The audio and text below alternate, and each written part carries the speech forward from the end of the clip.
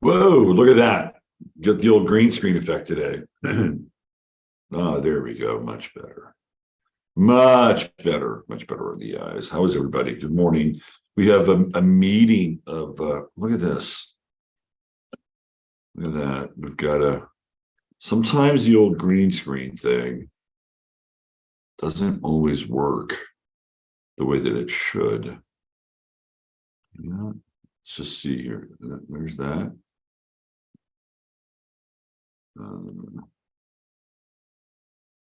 Yeah. Okay. Well, yeah, we'll just go with it. We'll just go with it. I'm going to look a little cut and pasty today, but hey, we're working. We're getting the job done. How is everybody? Good morning. We have a meeting of the cat powers inside the studio today. We have Jasper the Lord, Jasper the Time Lord, is over here surveying my new special needs cat, Peachy. Peachy, you want to come over here? You want to come over here? You want to be on the show? That'll be the day. You want to come over here? Come on. Let's see you. You want to make your debut today?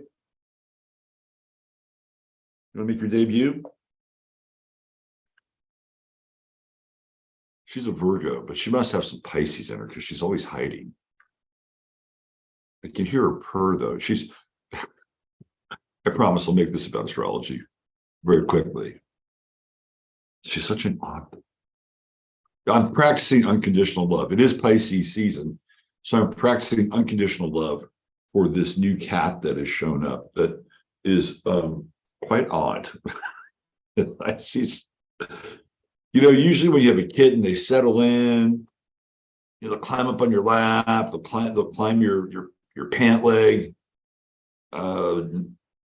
Not this cat. But I did have an interesting moment. So I cracked open one of these grass-fed steaks that we had bought, and those steaks tend to be a little bloody once you thaw them out, right? So there's a lot of blood inside of the packaging. So I know that Jasper likes a little blood every now and then, right?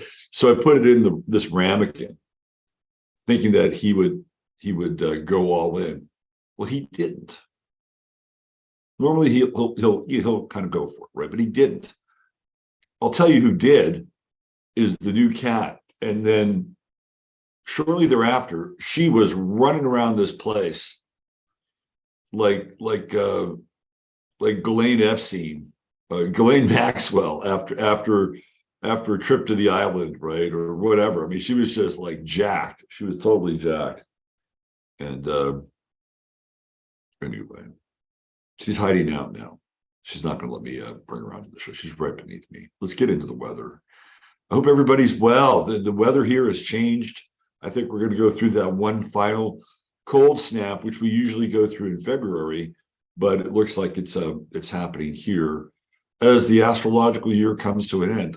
To me, I mean, even though the time has changed, we've added the hour again.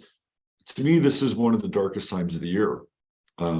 It's because the astrological year is ending, and theoretically, there's very little left on the table.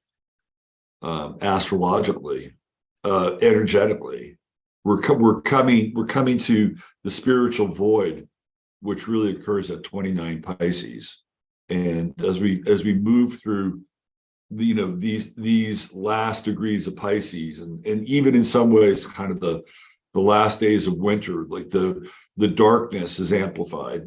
So I've always found this time of year to be much more dark, and in some ways even gloomy than other times of the year, even when we're in like the thick of January. There's just something about the time and how the astrological clock is about to change, even though we have all this Aries in the air with the major stellium, which we're going to talk about, which does have a lot of springtime vibe to it, a lot of springtime energy. But let's get into the weather. The Astro Weather brought to you by robertphoenix.com, your first stop for all your astrological needs. Here we go. We've got the moon at 14 Capricorn. It has moved out of square. Remember yesterday, it was in square with all the Pisces planets. And I'll tell you a really interesting story here that relates to this. And it's one of these mundane events, or one of these events in the world. There's a basketball player who plays for the San Francisco or the Golden State Warriors named Andrew Wiggins, who, by the way, happens to be a Pisces. So Andrew Wiggins has been away from the team for about a month now because of personal reasons. Andrew Wiggins is a very private guy, but he's also a really good player. And, you know, if you follow sports, you probably might know that he's really important to the Warriors in terms of winning, right? So it's been a really interesting exploration of how people are viewing his absence. He's been gone for a month for personal reasons. Nobody's really talking about why this guy is not around. Now, what I find interesting, and I'm going to bring it into yesterday and then a bit more into today. What I find interesting is that last year, when the NBA was forcing their players to get hijacked, carjacked, vaccinated, Wiggins was one of the holdouts. And it was painful to watch him try to articulate why he didn't want to do it. He's a painfully shy Piscean. And the expectations for him when he came into the National Basketball Association were huge. They call him the Maple Jordan because he's from Canada. And I really empathized with Wiggins and his desire not to put something in his body that he didn't feel comfortable about, but due to all the pressure, the peer pressure with the team and all the other sources, he succumbed, right? He did it. Now, of all the Warriors players this year, he's the one that's been the most ill. And he was sick, and then he got sick again. So this has been a year where his body seems to have been compromised, right? So I'm just giving you the backstory. So he's been gone a month now. And it's been coming up in the press as to what is going on with this guy.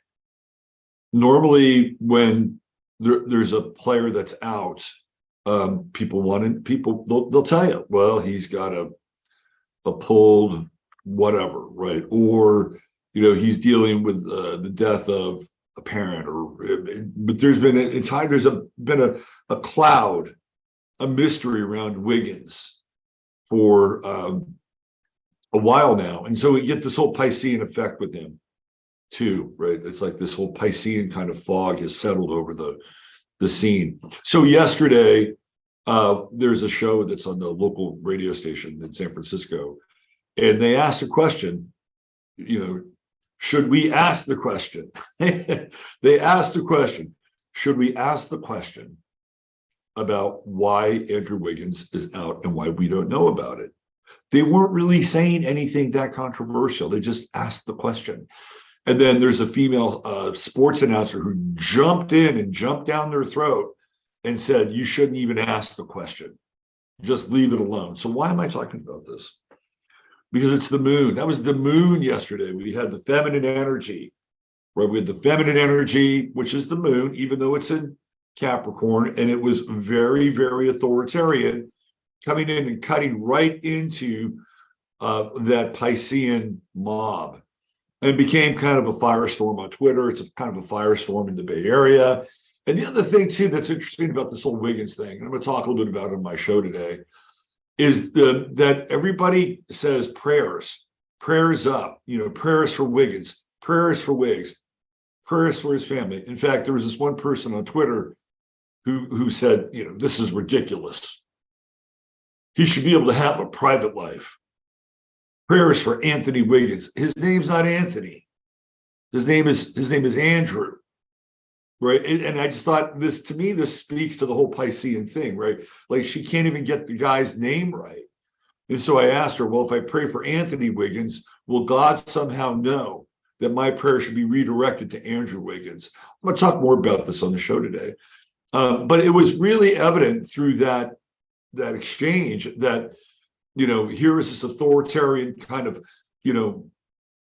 Capricorn moon. It was kind of a Karen moment, coming in and just scolding people for even asking the question about asking the question, right?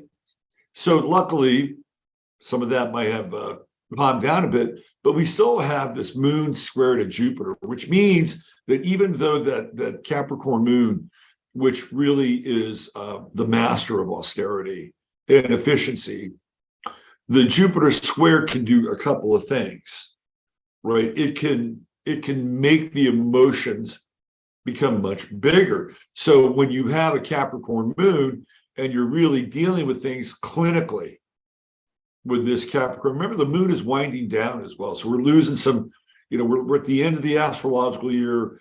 The moon is getting ready to move into the balsamic phase, which will this weekend, right? So we're in this kind of phase of endings, the end of the year, the end of the lunar cycle. So Jupiter is squaring the moon, and what's going to happen is that people's flinty emotional expression will become much bigger. Right? It'll take on a much more, kind of impassioned tone today. So, if there are people who have not been emotionally expressive in your life around you, they've been stuffing their emotions. Here comes this moon square with Jupiter as the moon is winding down, as the astrological year is winding down. And look out, you may actually get an earful with the moon Jupiter square, especially with Aries is combative, right? So there's conflict in the air today. There's definitely the moon is not necessarily peacemaking nor conciliatory. Now we do have a trine with Uranus, which means that there are opportunities to make pivots emotionally. So the other thing too about the Jupiter square, I like Jupiter squares because what they do is they open up potential. So if you've been sitting on your emotions, or you witness somebody who's been sitting on, here comes Jupiter, and it's like, let's crack that open. Let's get the can opener with that and crack it open and air it out, vent it out. And I would imagine today you'll see people who have, they're not very good at emoting. And here comes this Jupiter square, and watch them emote. Like, step back. It's like, yeah, you can do it. Go ahead. Let it out. I don't care. Call me an asshole, right? You can do it. This is the energy today. The other thing too is like, we got this banking mess going on. And so behind the scenes, in front of the camera, everything's fine. Everything's fine. Don't panic. Don't panic. Meanwhile, here comes Jupiter squaring the moon. It's like, what? Another bank just collapsed? Credit Suisse is down 40%. Yeah, here we go. Jupiter moon square. So today is going to be a very interesting day with the emotions. The normally stoic Capricorn moon gets challenged. It gets challenged. Now, there is the pivot with Uranus, and if you can channel your emotions and pivot off them quickly, this could be a really good day. Or like there's an innovative way to express yourself. And the Capricorn Jupiter square is not mutually exclusive. You can air it out, and there's an innovative way to express. And this is not a kumbaya moment, but it's one of those days where if you can get through the backlog of the emotional charge, you might be able to feel how the other person feels. There could be this interesting kind of shift where it's like, you know what? You might have a point there. But in order to do that, I think in order to get there, I think you got to blow the top off this moon. because it just feels like it's stuffy, right? It's just stuffy. And especially this time of year where the moon is, blow the top off of it and then pivot fast, right? Pivot fast. And I think the other thing today is, with the moon Uranus trine, try not to take things personally. So if you're witnessing somebody blow a gasket, right? If you're witnessing them blow a gasket, just chalk it up to that person having a backlog of emotion that they don't know what to deal with or how to deal with it. It's a bad analogy, but it reminds me when the dumb shit district attorney and mayor of Baltimore decided to let people riot and beat the hell out of other people after Freddie Gray died in Baltimore. It's not that extreme, but there is something to it, right? It's like, as long as it doesn't involve bodily harm, just watch people, let them get their shit out, don't take it personally. And then we have the opportunity for some pivots, which I actually like. I've been talking a lot about this Mars trine with Pluto, with Saturn. And when at the end of the month, when Mars goes into Cancer, I want people to really pay attention to that moment. And I'll talk more about it as we approach that transit. I think it's a really important transit. And it has a lot to do with committing to something and following through with it. Okay. So how much time do we have left? And I'm not talking about this show, but in general, how much time do we have left? We don't know. The whole, I could go through these charts, I could look and I could say, okay, well, based on my best guess and estimation, we've got these points here in the future where we're looking at a sequence of collapse, which I think actually will happen. But in terms of, the overall picture of time, we don't really know. And even in your own life, you don't know, right?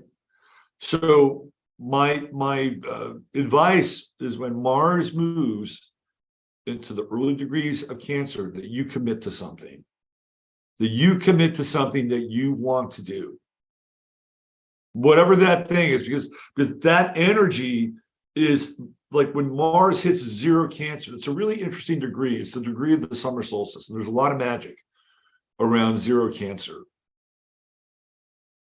And at that time, I think Saturn will be at like 1 or 2 Pisces. So there's commitment, there's endurance, there's follow through, and there's magic. We'll talk more about that aspect as we get closer to it. I think it's an important one. And if you want to get something done, that's going to be a time to commit to it.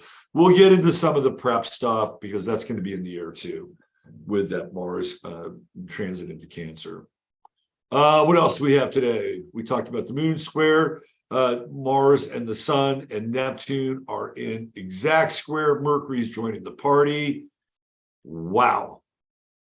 Volatility. Even the whole Andrew Wiggins question is Gemini. Can we ask the question about asking the question? There's your Mars and Gemini, and then you have the chorus of feelers, in Pisces, just losing their shit for even asking the question about asking the question. Mars and Gemini pokes the bear, boldly goes where no Mars goes before. That Mars in Aquarius clearly does. But we're in the final decan of Mars and Gemini, which puts it into the Aquarian decan. So we're going to be engaged in activity or asking questions that could be a bit contrarian. Ooh, how about that? So today, I guess we could throw tomorrow in with Mercury going to 25 Pisces. Tomorrow will be a really good astro weather. By the way, my plan for astro weather tomorrow, I'm just giving you a heads up, is that I'm going to dedicate the first half hour of the Friday show to astro weather tomorrow, because I'm going to do the weekend. I'll do Friday and I'll do the weekend. And I may do that in general for Fridays moving forward. And the reason why I'm going to do that is because I have to run an errand early in the morning tomorrow, so I won't be able to do the Astro Weather, but I will do it prior to the show. And I got a great show lined up tomorrow. My buddy Mark, who is a gifted illustrator, he's going to be on the show, and he's going to be doing live caricature illustrations for people. Mark is an absolute mage, and he's able to just draw, kind of the essence out of people, like the best essence, and then very quickly create it in real time. You're going to see some magic tomorrow. So be a part of the show. And guess what? You might be somebody who could actually get your, what I would call soul caricature drawn in real time with Mark. So that's an incentive for you to join the show tomorrow.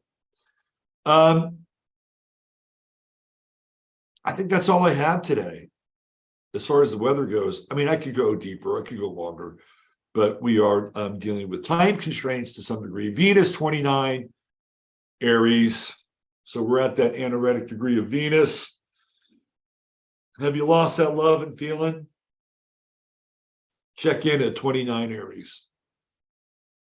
But I do like the ingress into Taurus. We might actually find common ground, and I use the word ground specifically with Taurus when it comes to relating with Venus. Things slow down a little bit. We're not as heated. There's more of a sense of gentility and taking our time, especially as Venus approaches that Juno at 2 Taurus. Ooh, it's a fertile time. It's a fertile time. All right, let's get into the start of the day.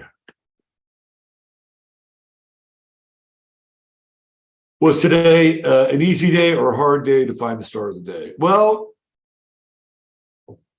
I would say it was easy. However, there were some good choices besides our candidate. Today's star of the day is none other than, drum roll please, Jay-Z Knight. You might know Jay-Z Knight by another name that Jay-Z Knight goes by, and that is Ramtha.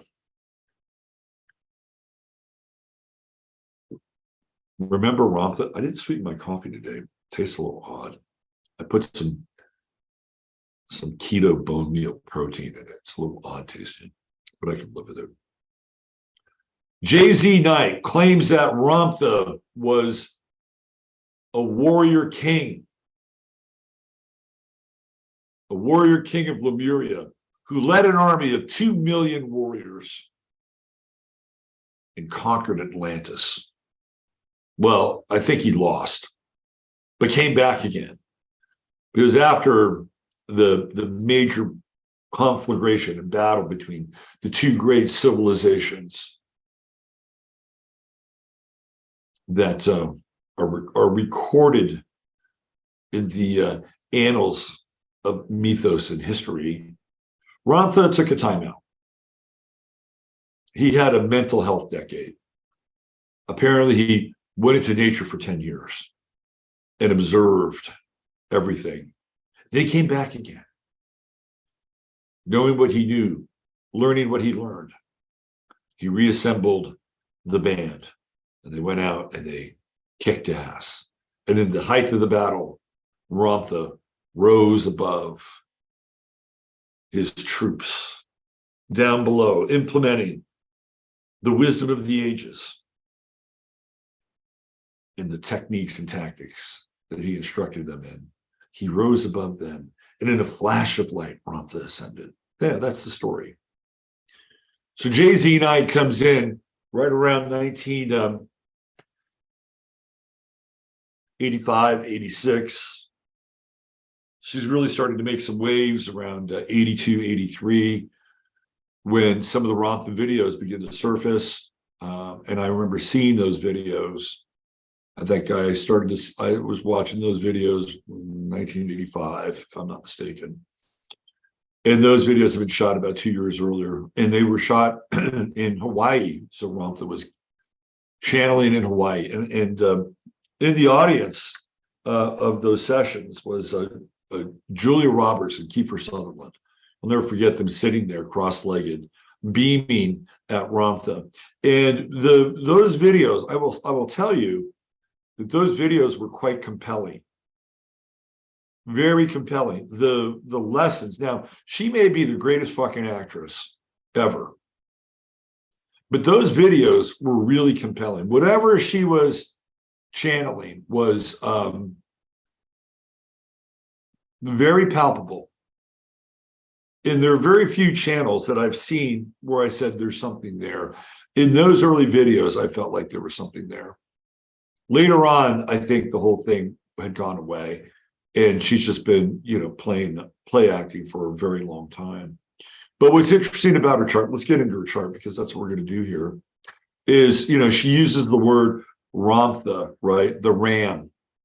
And Ramtha is a warrior king.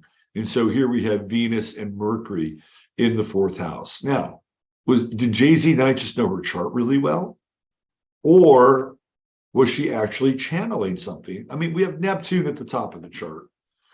And we know that Neptune in the 10th house tends to be mystical and artistic. And sometimes it can be a bit directionless in the career path. But if you're going to have Neptune up there, be an artist, a philanthropist, a mystic, or, a con man or a con woman.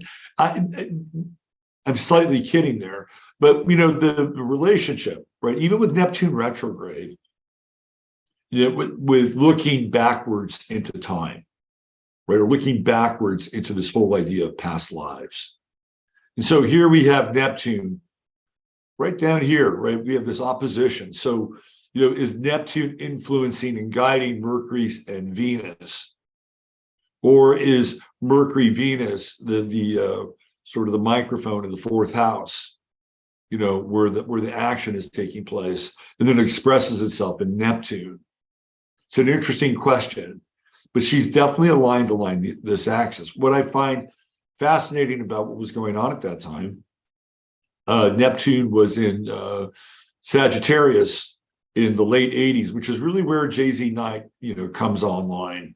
And so if we were to do the math, right, we would see Neptune right about here in 1988.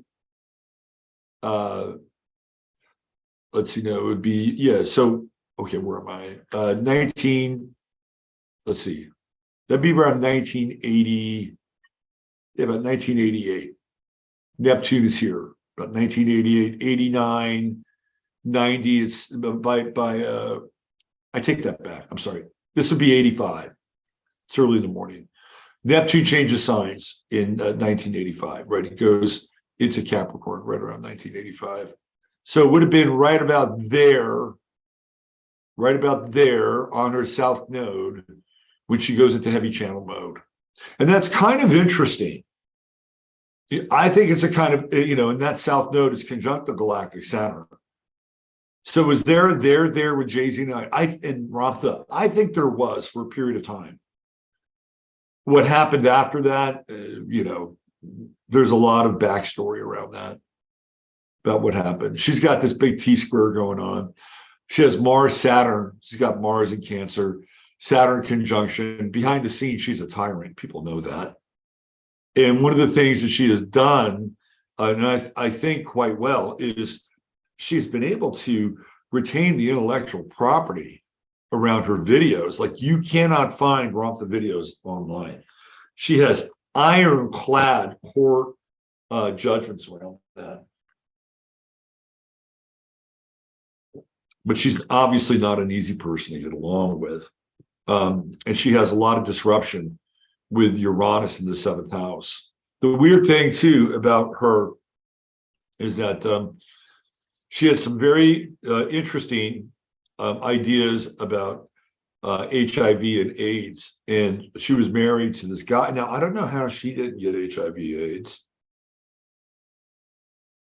but she was married to this guy who did have it, and they did all these kind of natural cures, and didn't work. And the guy actually sued her as well. It was her ex-husband. So we have conflict. There's a lot of conflict in her chart. A lot of conflict. Saturn, Mars conjunction, square Venus, square Mercury. Like, this is not a woman to mess with. Really, she's not. This is not. I'll tell you right now, she's not a friendly person. With this chart, no way, no way. True node in Gemini, right? True node in Gemini shows, so she's gonna talk. She's going to disseminate information. And really, if we're playing the astrological game, the South Node is where she's been, right? The South Node in Sagittarius conjunct the galactic center. To me, if we're playing the past life game, that's spiritual teacher. And over here, right, in Gemini, we have a split personality. We have Jay-Z Knight and we have Ramtha. Hello. And then we have the part of fortune conjunct the true node, which is where she's going to make her bones. And trust me, Jay-Z Knight is living pretty well. She still has her Ramtha School of Enlightenment. She's got a 12,500 square foot house. Hello, Sun in Pisces at the bottom of the chart. Trine Saturn, trine Mars. She's worked hard for it in Yelm, Washington. The other thing that's interesting about Jay-Z Knight is the whole phenomena of what the bleep do we know, where she does this one video documentary and she basically, cons all these science guys like Fred Allen Wolf to basically do these interviews about quantum mechanics and quantum physics, and then cherry picks what they're saying to use their theories in her movie. And some of the theories are actually quite good, right? It's kind of like your ideas and beliefs create your reality, that sort of thing. And I think there's a lot of truth to that. The other thing that's interesting about Jay-Z Knight is that Joe Dispenza comes out of her world and basically mainstreams her ideas and probably does a lot better at disseminating her ideas. I'm surprised she hasn't sued Dispenza. Maybe she has, because this is a woman who never met a lawsuit that she didn't feel warm and fuzzy about. So I think in summation here, with Jay-Z Knight and her chart, was Ramtha a real thing based on her chart? I'm gonna chime in and say for a period of time, yes. And I'm gonna lock it into when Neptune was right around here, right around her south node, and then lighting up, this whole idea that she's more than one person. Jay-Z and Ramtha. And we can see Ramtha right down there. Venus, Mercury conjunction, Aries, the Ram, right? So there you go. There's your star of the day. Oh, I forgot the Venus, Mercury conjunction with Pluto and Leo in the 8th house. That's pretty deep. That's pretty intense. And again, even though she's a Pisces, this is not a person I'd mess with. This is not a person I would mess with. Jay-Z Knight, your star of the day. All right, please join me over on 15 Minutes of Flame, where I'm going to have to hustle and put my show together. You know where to find me. We're going to talk a little bit more about the Andrew Wiggins thing, because I think it's an interesting culture point. And you may hear more about it as we move into the weekend. It might be one of those stories where it sort of transcends sports a little bit and gets into this notion of privacy, public versus private, free speech, censorship. It could easily go in that direction. So I'm going to talk about it. I'm going to talk about some other stuff as well. Banks are imploding. And I've got a video that I'm going to play where supposedly Biden is caught off camera talking about what's about to happen. So I'm gonna play that on my show. So please join us over there at 15 Minutes of Flame. And if you are interested in CBD, go check out truehempscience.com and just dive into their organically sourced, some of the best CBD you'll ever experience. And check it out. And if you buy $100 or more, please use the code 15MINS, 15MINS, and that ensures you're going to get free product. If you just went into the website and just started buying stuff, Chris would be happy to sell it, send it to you. But you use that code, you're going to get free stuff, right? So why not use it? 15MINS, spend $150 or more, and you'll get free shipping. All right, please join me over on 15 minutes, and everybody have a very blessed day. And give those people who have a constipated moon space to just let it rip. Sit back, watch, and then let's all make that pivot once the charge has been released. Take care. Bye for now.